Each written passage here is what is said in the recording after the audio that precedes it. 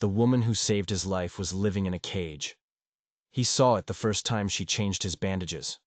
Not the pain from the gunshot wound in his shoulder, but the old yellowing bruise on her wrist, shaped perfectly like a man's fingers. She thought her sleeve hid the secret. She was good at hiding things. But the cowboy, Alacaster Bridger, he saw everything. He saw the fear that lived deep in her eyes, the kind that never goes away, not even when she smiled. He saw the way she flinched when her stepfather's heavy boots hit the floorboards. He saw how she and her mother spoke in whispers, how they moved around their own home like ghosts, trying not to be seen. And lying on that cot in Copper Ridge, Montana, bleeding and broken, he made a silent promise. This girl, son Whitmore, had pulled him back from the edge of death. Now, he would pull her out of hell, even if it meant sending her stepfather there to take her place. It all started on a blistering August day in 1883. The heat was a thick blanket over the valley, the kind that made good men irritable and bad men worse. Son was in the garden, her back aching, pulling weeds from the dry soil. The bruise on her wrist throbbed, a constant, ugly reminder. At 23, she should have been living her own life. Instead, she was a prisoner in her dead father's house, ruled by the man her mother had married 6 months after the funeral. A man named Wallace Ginstead. She'd learned his rules quick. Keep your head down. Keep your voice quiet. Keep your sleeves long. Son! Her mother's voice, thin and frayed like old rope, cut through the heavy air. Come quick! Son wiped the dirt from her hands and hurried inside. The cottage was dark and small, smelling of stale whiskey and fear. Her mother, Martha, was wringing her hands by the door. She was only 42, but she looked 60. Wallace had aged her, carved his cruelty into her face like lines on a map. And there he was. Wallace, filling the doorway, his face bloated and red, his eyes cold and mean. There's a man, Martha stammered, on the road. He's hurt bad. Wallace spat a stream of tobacco juice into the dirt. Fool drifter. Got himself shot, most like. Not our problem. His eyes slid to Son, and there was no kindness in them, only ownership. But Son was already grabbing her shawl. Where is he? She didn't wait for permission. She never got it anyway.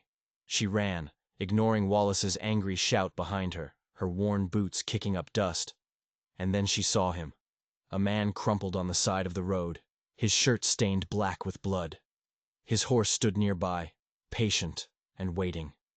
He was dying. Son didn't hesitate. She dropped to her knees beside him, pressing her hand against the wound in his shoulder.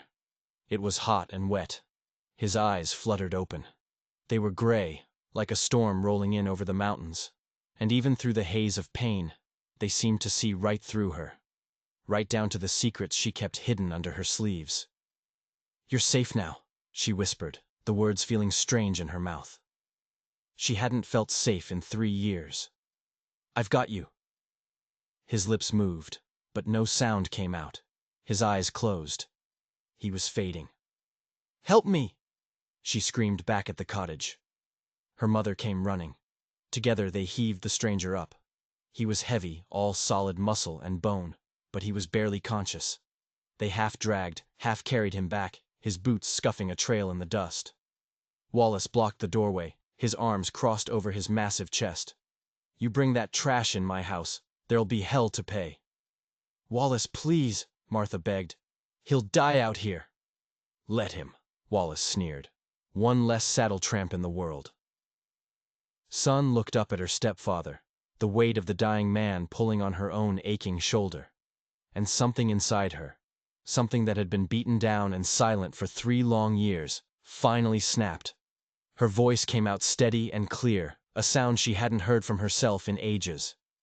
This is Mama's house. Her name is on the deed, and we're bringing him inside. Wallace stared at her, his face turning a darker shade of red.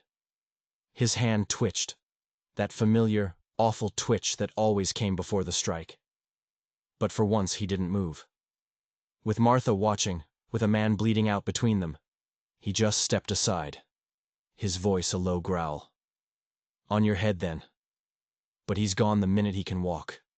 and you'll be the one explaining to the sheriff when they come looking for whatever he done." They laid him on the cot her father had built. Martha brought water and rags, her hands trembling. Son cut away the bloody shirt. The wound was ugly, but the bullet had gone clean through.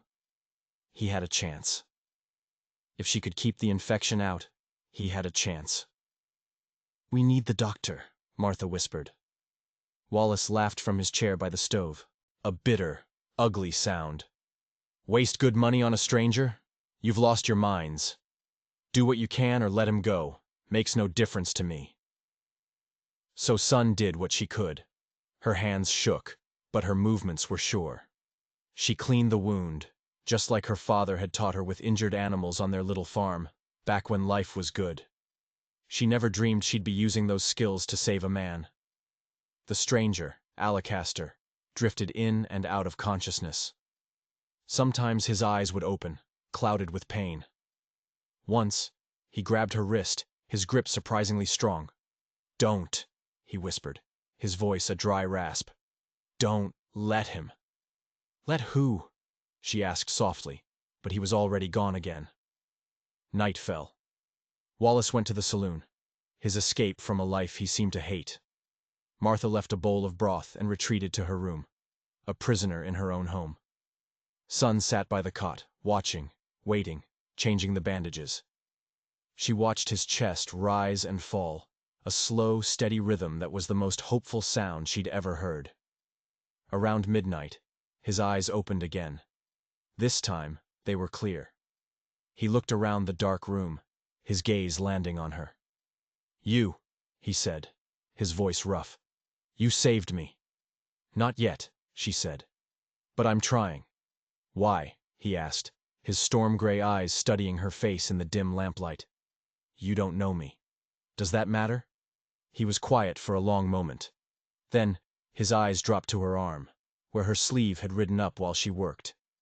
In the flickering light, the finger-shaped bruises stood out, stark and ugly against her pale skin. His jaw tightened. The air in the room changed. When he spoke again, his voice was different. It was harder, colder, like chips of granite.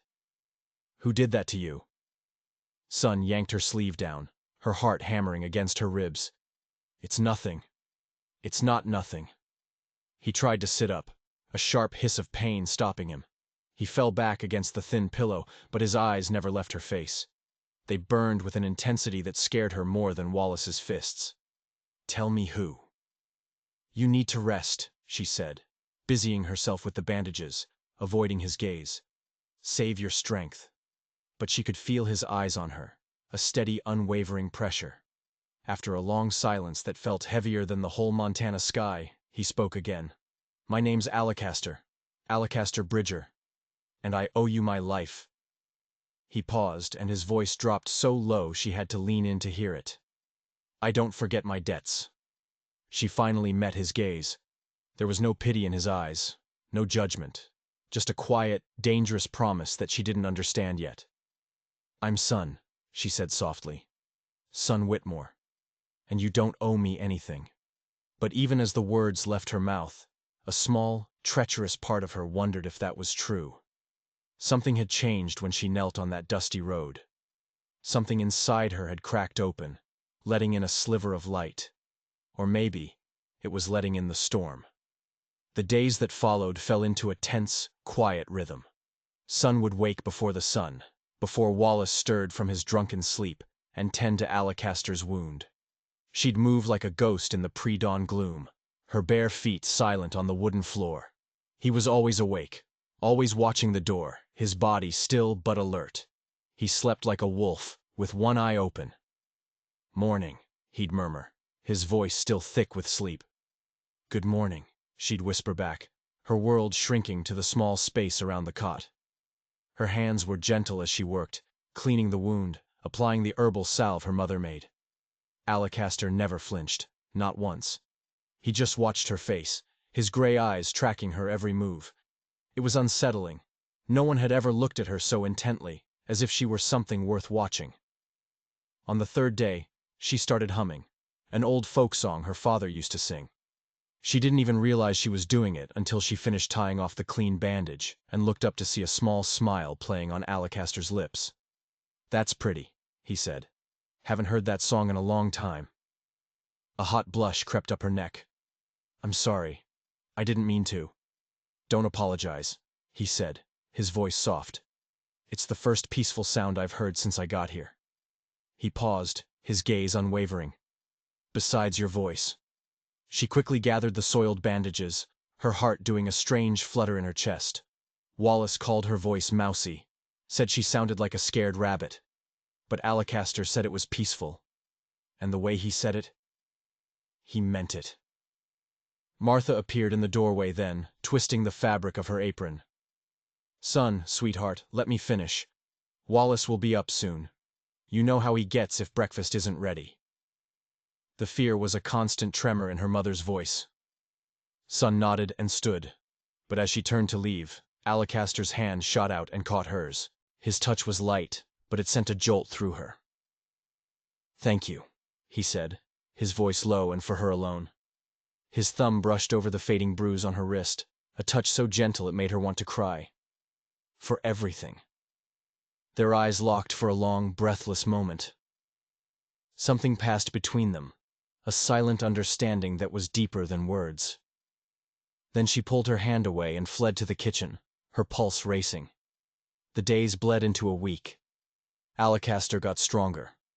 He could sit up on his own, then stand, leaning against the wall. The color returned to his face. He started talking more, asking questions. And Son, in the stolen moments when Wallace was gone, found herself answering. "Where you from?"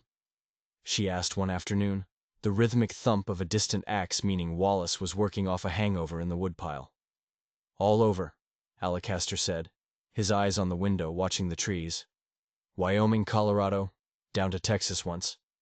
Never stayed in one place long enough to call it home." "That sounds lonely."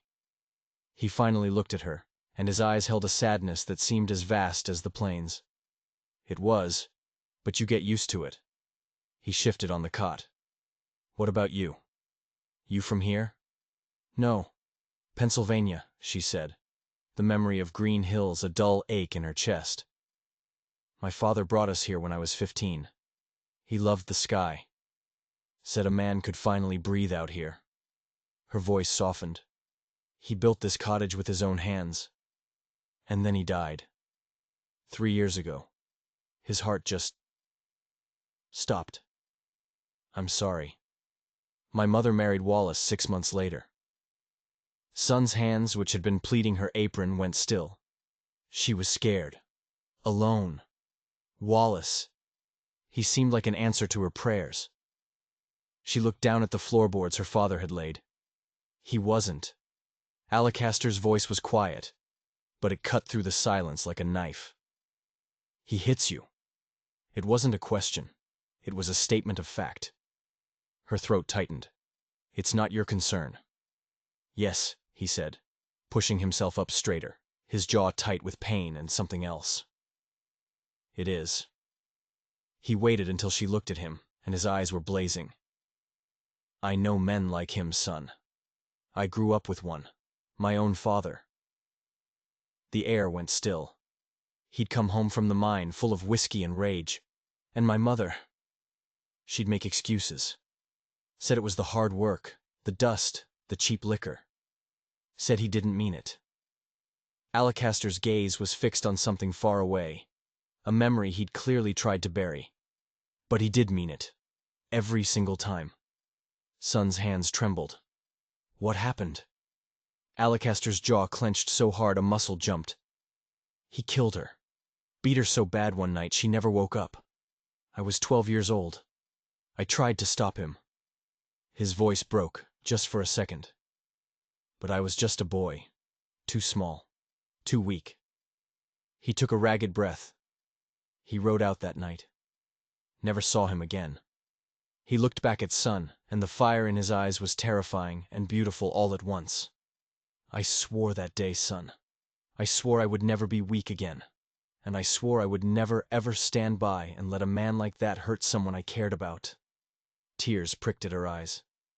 "Alacaster, I'm so sorry. I'm not telling you for pity, he said, his voice rough. I'm telling you so you understand. I see what he does to you.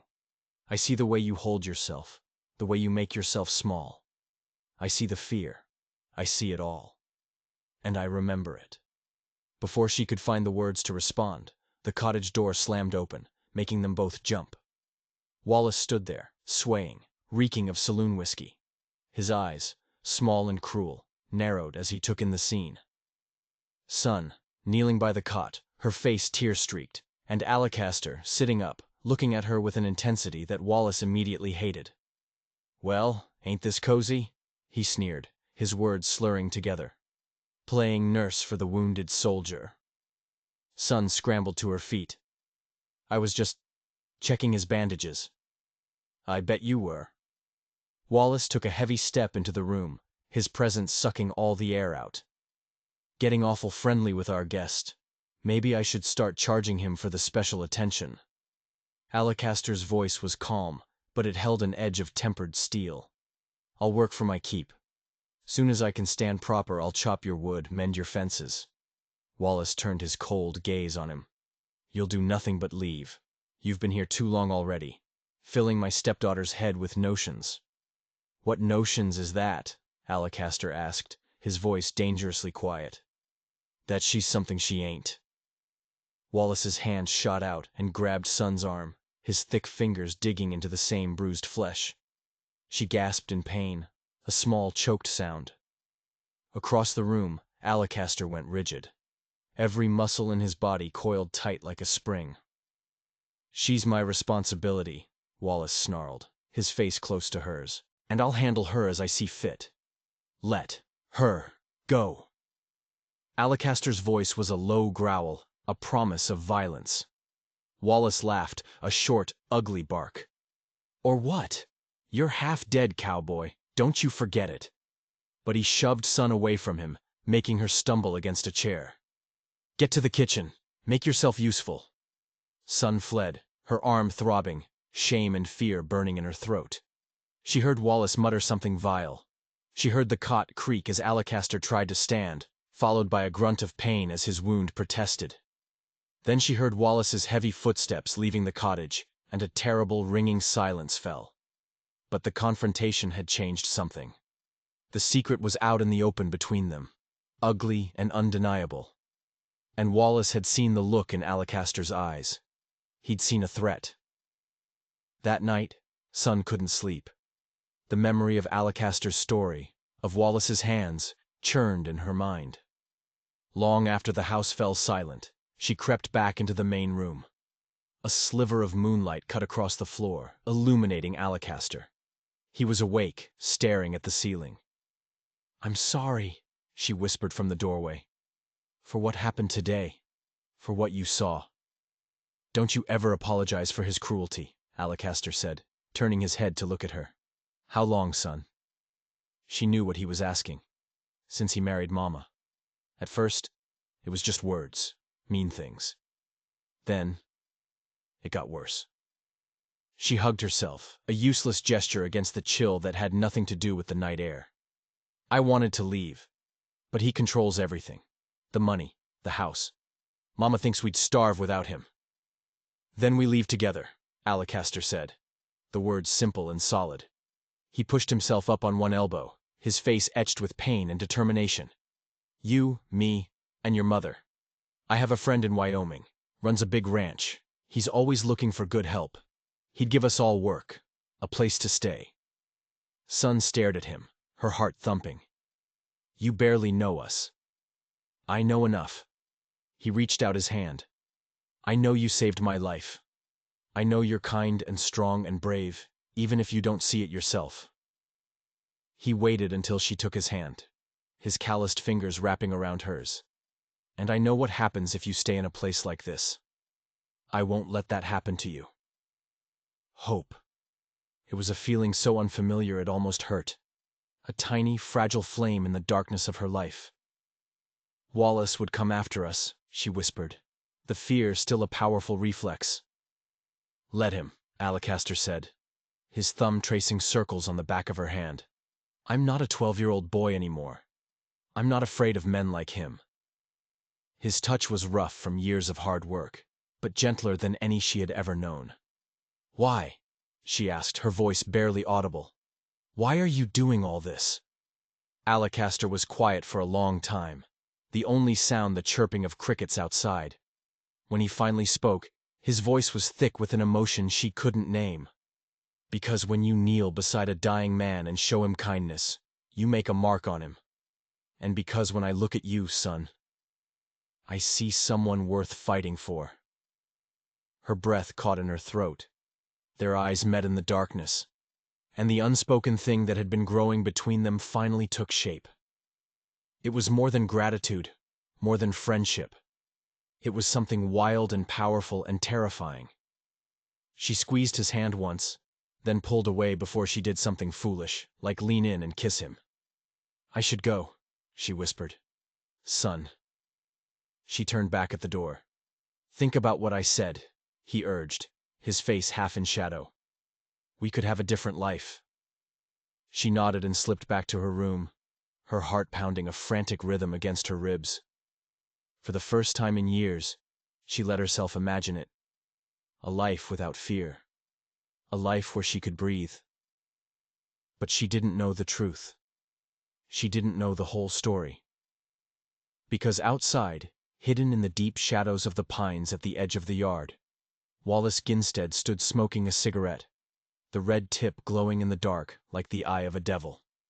He'd been standing there for a long time, and he had heard every single word. 2 weeks. That's how long the fragile peace lasted. 2 weeks where Alacaster healed, his strength returning with every passing day. He started doing chores, splitting firewood with a steady rhythmic swing that Sun watched from the kitchen window, her hands deep in bread dough. He was lean and powerful, and when he'd catch her looking, he'd give her a slow smile that made her cheeks burn. The cottage began to feel less like a prison and more like a home. But it was a fool's hope. They were living on borrowed time, and the clock was ticking. One afternoon, while hanging laundry, Martha touched Sun's arm. He's a good man, that Alacaster, she said softly. Yes, Mama. He looks at you the way your father used to look at me, Martha murmured, her eyes distant and sad. Like you're the sun and the moon. I'd forgotten what that felt like. Sun's heart ached for her mother, for the woman she used to be. Mama, she said, her voice urgent. Alacaster has a plan, a friend in Wyoming. There's work for all of us, a place to live. She gripped her mother's worn hands. We could leave, Mama. We could just go. For a flicker of a moment, a spark of the old Martha, the one who laughed and sang, returned to her eyes. Then it was gone, extinguished by 3 years of fear. He'd never let us go, son. You know that. He'd hunt us down. Her voice dropped to a terrified whisper. And what he'd do to us when he found us. It would be worse. Sun knew her mother was right. Wallace wasn't a man who let go of what he considered his. The thought sent a cold dread through her. Their only hope was to disappear so completely he could never find them. But the West was a big place, and Wallace had a long, cruel memory. The final piece of their world shattered that evening. Wallace came home early, his face flushed with whiskey and a triumphant, vicious glee. He slammed the door hard enough to rattle the windows and threw a folded newspaper onto the table. Got some news, he announced, his eyes locking onto Sun. A fella came by the saloon today, name of Dutch Keller. You remember Dutch from the mining camps up north? Sun's blood ran cold. Everyone knew Dutch Keller, a hulking, brutal man with a reputation for violence and a mean temper. He'd lost 3 fingers in a knife fight and was proud of the mangled stump. I know who he is, she said, her voice tight. Well, Wallace said, leaning back in his chair with a smug smile. Dutch is looking to settle down. Got some claims that are paying real good. Needs a wife to keep his house in order. He let the words hang in the air, savoring her reaction. Thing is, he owes me a considerable sum of money from a poker game.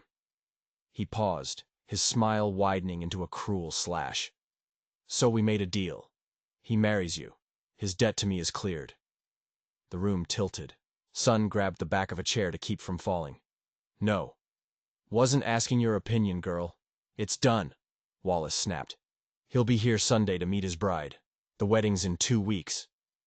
Wallace, you can't, Martha cried, her face ashen. She's my daughter. And you're my wife, he roared, slamming his fist on the table. Which makes her mine to do with as I please. You should be grateful I found someone willing to take a plain, mouthy thing like her off my hands. From the corner of the room, a voice, cold and sharp as a razor, cut through the tirade. She's not a piece of property to be traded for a gambling debt. Alacaster stepped forward from the shadows near his cot. He was fully dressed, his boots on. He moved with a new confidence, his shoulder healed enough that the pain was just a dull memory. He looked dangerous. Wallace turned slowly. Still here, Drifter? I figured you'd have had the sense to move on. I'll be leaving soon enough, Alacaster said, his eyes like chips of flint. But I'm not leaving alone. The challenge hung in the air, thick and heavy. Son and Martha are coming with me, Alacaster stated, his voice ringing with authority. There's a decent life waiting for them. Something you wouldn't understand. Wallace let out a low, rumbling laugh that held no humor. You think I'm a fool? You think I didn't hear you two whispering in the dark like a couple of lovesick calves? He advanced on Alacaster, his fists clenching. Nobody takes what's mine. They're not yours, Alacaster said, standing his ground. And if you ever lay a hand on Son again, you'll answer to me. It happened in a blur. Wallace swung a clumsy, drunken punch. Alacaster, sober and quick, blocked it easily and shoved Wallace back. Wallace stumbled, crashing into the table, sending plates and cups smashing to the floor. He came up with a roar of pure rage, his eyes wild. He grabbed the iron fire poker from beside the stove. Alacaster! No! Son screamed. Wallace swung the heavy poker in a vicious arc. Alacaster tried to dodge, but the iron bar caught him across his still-healing shoulder. He grunted in pain, but didn't go down. Instead, he lunged forward, grabbing Wallace's wrist and twisting with brutal force. The poker clattered to the floor. They grappled, two powerful men locked in a desperate struggle.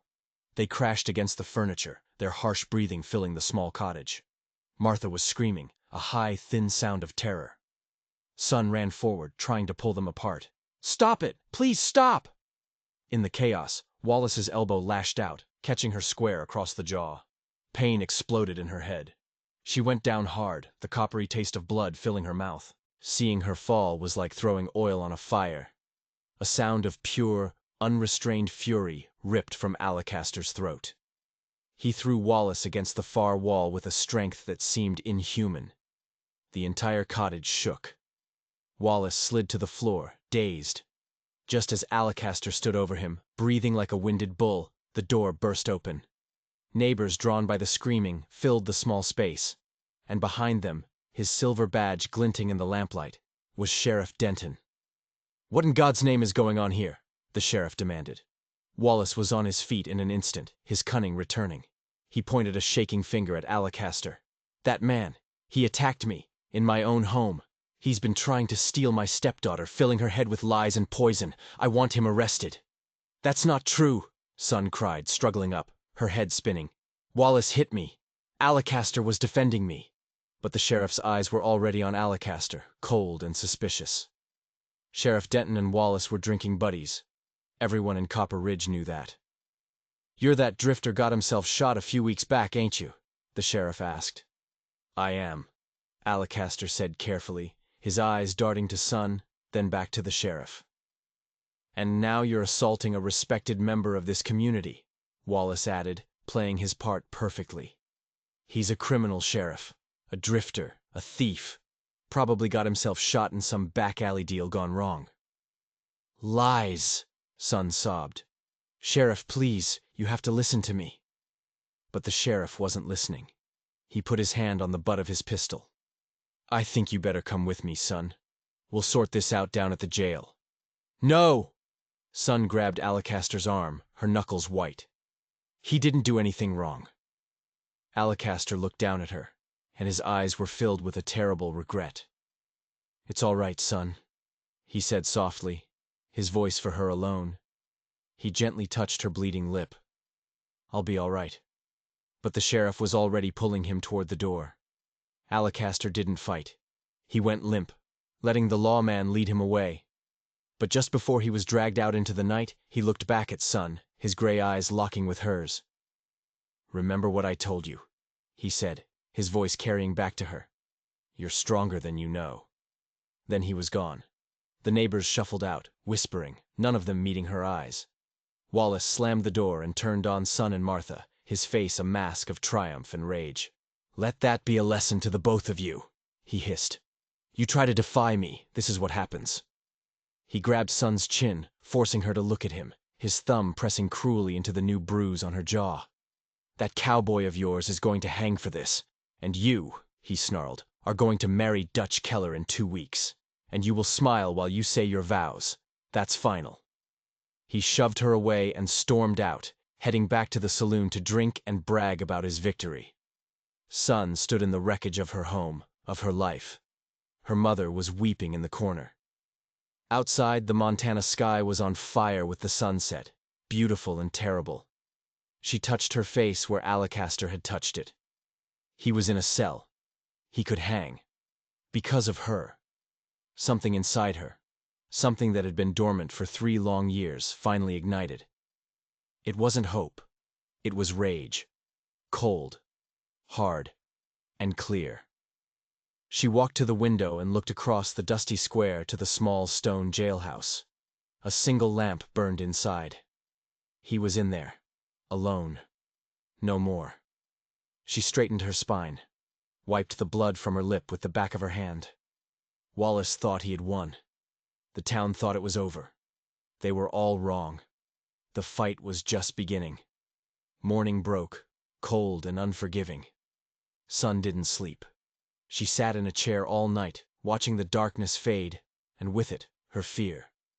It was replaced by a grim, chilling resolve. She dressed in the best dress she owned, a faded blue one her father had bought her. She braided her hair so tight it pulled at her scalp. When she looked in the cracked mirror, the woman looking back was a stranger. Her eyes were different. The fear was gone. There was only fire.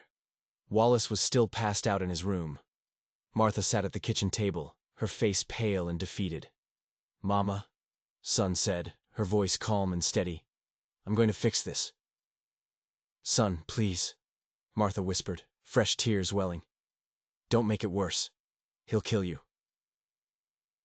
"The judge is Wallace's cousin," Sun stated flatly. "Alacaster doesn't stand a chance in a trial. We both know that." She knelt and took her mother's cold hands. "He fought for me, Mama. Now I have to fight for him." "How? What can you possibly do?" Sun stood, her shoulders squared. "Tell the truth," she said. "So loud that this whole town is forced to stop pretending they can't hear it." She walked out of the cottage and didn't look back. The morning air was crisp, and the town was slowly coming to life. People stared as she walked across the square, a lone woman in a blue dress, marching toward the sheriff's office. Let them stare. She was done being invisible. Sheriff Denton was leaning back in his chair, boots on his desk. He scowled when she walked in. "If you're here to plead for that drifter, save your breath. He assaulted Wallace Ginstead. Got a dozen witnesses." "You have a dozen witnesses who saw Wallace hit me first," Sun said, her voice ringing in the small office. "They saw Alacaster defend me. That isn't assault, Sheriff. That's decency. Maybe you've forgotten what that looks like." The sheriff's boots hit the floor with a thud. "That's your story, is it?" "It's the truth. And I want to see him. No visitors. Wallace's orders." Sun slapped her hand down on his desk, making him jump. "Wallace Ginstead doesn't run this jail. I am the victim of the assault and a primary witness. I have a legal right to speak to the accused. Deny me that right, Sheriff, and I'll stand on the steps of this office and tell every soul in Copper Ridge that you're nothing but Wallace's puppet, breaking the law on his command." The sheriff's face mottled with anger and uncertainty. He wasn't used to being challenged, especially not by a woman everyone thought of as timid as a mouse. He chewed on the inside of his cheek, then jerked his head toward the back. 5 minutes. That's all you get." She followed him to the cells. Alacaster was sitting on the cot, his head in his hands. The fresh bandage on his shoulder was already spotted with new blood from the fight. He looked up when he heard her footsteps, and his face was a mask of pain and regret. "Son," he said, rushing to the bars, "you shouldn't be here. It's not safe. I had to see you." Her fingers curled around the cold iron bars, her hands just inches from his. "Alacaster, I'm so sorry. This is my fault." "No." His hands covered hers through the bars, his touch warm and firm. "Don't you ever say that. This isn't your fault. It's his." His eyes searched her face, noting the bruise on her jaw. A low growl rumbled in his chest. "Did he... after I was gone?" "It doesn't matter," she said quickly. "What matters is getting you out of here. But the judge, the sheriff, everyone is in Wallace's pocket." Her voice trembled for the first time. "I don't know how to fight him." "Yes, you do," Alacaster said, his voice intense. "You're already doing it. You stood up to him. You walked across town and faced down that coward sheriff. You're here right now. Don't you see? You've been fighting him your whole life just by surviving. Now you just have to fight a little louder." "What if it's not enough?" she whispered, the tears she'd held back all night finally threatening to fall. "I can't lose you, Alacaster. I just found you." His expression softened. "You're not going to lose me," he said, his voice dropping to a raw, intimate murmur. "I promise you that. One way or another, we're getting out of this. Together." "Time's up!" the sheriff yelled from the front room. "Go!" Alacaster urged, giving her hands one last squeeze. "Do what you have to do. Be brave. Make them listen." Sun left the jail, her heart hammering but her purpose clear. Alacaster believed in her. Now she had to believe in herself. She didn't go home. She walked straight to the church at the edge of town. Reverend Patterson was sweeping the front steps. He looked up, surprised. "Miss Whitmore, good morning." "Reverend," she said, her voice steady, "I need your help. I need you to call a town meeting. Tonight." His eyebrows shot up. "A town meeting? About what, child?" Sun took a deep breath, the cold mountain air filling her lungs. "About the truth," she said. "About Wallace Ginstead. And about the evil this town has been allowing to fester in the dark for 3 long years." The Reverend stared at her, truly seeing her for the first time. He saw the bruise. He saw the fire in her eyes. He saw the end of his own willful ignorance. He slowly lowered his broom. "Come inside," he said, his voice heavy. "Tell me everything." And she did. She poured out the whole ugly story. The fear, the violence, the control. She told him about Alacaster's courage. She spoke until her throat was raw, until every last poisoned secret was out in the light of God's house. When she finished, the old reverend looked down at his hands, his face filled with shame. "We all saw the shadows," he said quietly. "But we chose not to look at what was casting them. I am sorry, my child." "I don't need apologies, Reverend," Sun said, standing tall. "I need you to ring that bell." He met her gaze and nodded. "Tonight," he said, "be ready to speak your truth in front of everyone." That evening, the church was packed. Word had spread like wildfire. Every seat was filled, with people standing in the aisles and spilling out the door. It was a spectacle. Wallace was there, sitting in the front pew with Sheriff Denton beside him, looking smug and unconcerned. He thought this was a joke. Sun stood in the back with her mother, who was trembling but, for the first time, not hiding. Reverend Patterson stepped to the pulpit. "We are here tonight," he announced, his voice booming through the silent church, "because a member of our community has something to say, something we all need to hear. Son Whitmore is going to speak, and we are going to listen." Wallace jumped to his feet. "This is an outrage. My stepdaughter is overwrought. She has no business." "Sit down, Wallace," the Reverend commanded, his voice like thunder. "This is the house of God, and in this house the truth will be heard." Wallace sat, his face purple with rage. Every eye in the church turned to the back, to the slim girl in the faded blue dress. Martha squeezed her hand. Sun squeezed back, then let go. She walked down the long aisle alone. It was the most terrifying walk of her life. She could feel their stares, their judgment, their pity. But she kept walking. She walked past Wallace without a glance and stood before them all. Her hands trembled, but her voice, when it came, was clear and strong. "My name is Son Whitmore," she began. "Most of you knew my father. He was a good man. When he died, my mother and I were alone, and we were afraid. Wallace Ginstead offered us his protection."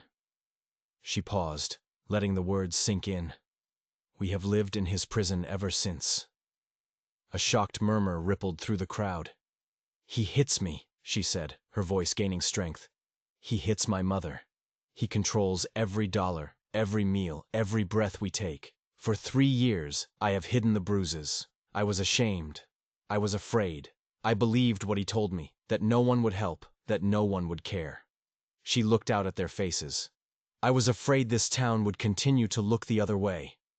Several people shifted in their seats, their eyes dropping to the floor. "A few weeks ago, a man named Alacaster Bridger came into our lives. He was wounded, and we helped him. And when he was strong enough to see the truth of our home, he did something no one else in this town has ever done. He stood up for me." Her voice cracked with emotion. "And for that act of courage, he is sitting in a jail cell, accused of a crime he did not commit. The only crime Alacaster Bridger is guilty of is showing me that I did not have to live in fear." She turned and looked directly at Wallace, her eyes blazing. "You are a bully and a coward. Your power comes from our fear. But I am not afraid of you anymore. And I will not let you destroy an innocent man to protect your disgusting secrets." The church was dead silent. You could have heard a pin drop. Then, from the back, a shaky voice said, "She's telling the truth." Martha stood up, her small frame straight and tall. "Everything my daughter says is true. I have been a coward. I let him hurt my child because I was afraid of being alone. But no more. I will not be silent anymore." Then another voice. Mrs. Henderson, from the neighboring ranch. "Wallace threatened to burn our barn last year if my husband didn't sell him our west pasture for half its worth. We sold. We were too scared not to." One by one, like a dam breaking, others stood. The blacksmith, who Wallace had cheated. A shopkeeper, who Wallace had threatened. Story after story of his cruelty, his greed, his violence, filled the church. The town's long-buried secrets were finally coming to light. Wallace's face was a mask of disbelief and fury. "Lies! All of you! A bunch of pathetic liars, turned against me by this girl!" "No, Wallace," Son said, her voice quiet, but carrying to every corner of the room. "They're turning on you because they're finally tired of being afraid, just like I am." Sheriff Denton stood, looking pale and cornered. "Now hold on. This is all just talk. It doesn't change the fact that Bridger assaulted Wallace." "Did he?" A new voice cut through the noise. Dr. Matthews stood up from his pew. "I'm the one who treated Mr. Bridger's gunshot wound, and I'm the one who has treated Son's accidents over the years. The split lips from walking into a door. The bruised ribs from falling down the stairs. That's what Wallace told me to write in my log." The doctor looked at Wallace with open contempt. "I have been a coward. We all have. But tonight that ends. Alacaster Bridger didn't commit assault. He committed an act of heroism." The crowd erupted. Wallace, seeing his world crumbling, lunged towards Son with a desperate roar. But this time, he didn't get close. 3 men, the blacksmith among them, stepped in his path, forming a human wall. The sheriff, finally seeing which way the wind was blowing, put a hand on Wallace's shoulder. "Wallace, I think you better come with me." "Get your hands off me!" Wallace shrieked, his eyes wild with panic. "You're all fools! She's mine! That house is mine!" "The house belonged to my father," Son's voice rang out clear as a bell. "And the deed is in my mother's name. You have nothing. You are nothing." Wallace fought, but they dragged him out of the church, his curses and threats echoing behind him. The town let out a collective breath. The reign of terror was over. An hour later, Son stood in the cool night air outside the jail. The door creaked open, and Alacaster stepped out. He stopped when he saw her standing there, illuminated by the light from the sheriff's window. He crossed the distance in 3 long strides and pulled her into his arms, holding her so tight she could barely breathe. She buried her face in his chest, and all the tears she'd been holding back finally came, tears of relief, of exhaustion, of pure, overwhelming joy. "You did it," he whispered into her hair, his voice thick with awe. "You saved yourself. You saved us both." She pulled back to look at him, her hands on his chest. "We saved each other." He cupped her face, his thumbs gently wiping away her tears. "Son Whitmore," he said, his voice ragged with emotion. "I've been drifting my whole life, looking for something I couldn't even name. And then I ended up bleeding on a road in Montana, and I found you." His breath hitched. "I love you. I think I started loving you the moment you looked at me and weren't afraid." Her heart felt like it was going to burst. "I love you too," she whispered. "So much it scares me." "Don't be scared," he murmured, leaning down. "Not anymore." And he kissed her. Right there in the middle of the dusty street, under the vast, star-filled Montana sky, he kissed her with a passion and a promise that sealed their future forever. 3 weeks later, Wallace was in jail, facing a long list of charges from a town that was no longer afraid to speak. The cottage was transformed. The curtains were thrown open, and sunlight and laughter filled the small rooms. Alacaster stayed, helping Martha fix the fence, repair the porch, and replant the garden. He and Son were inseparable, their hands always finding each other, their conversations a low, happy murmur.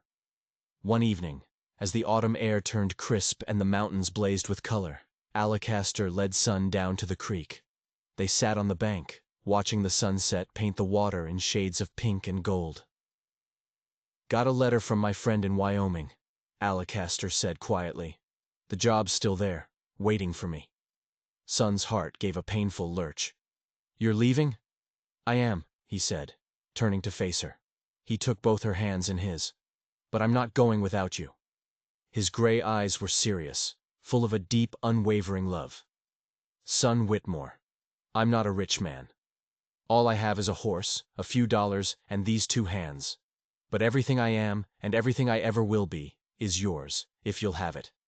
My heart, my devotion, my protection, all of it."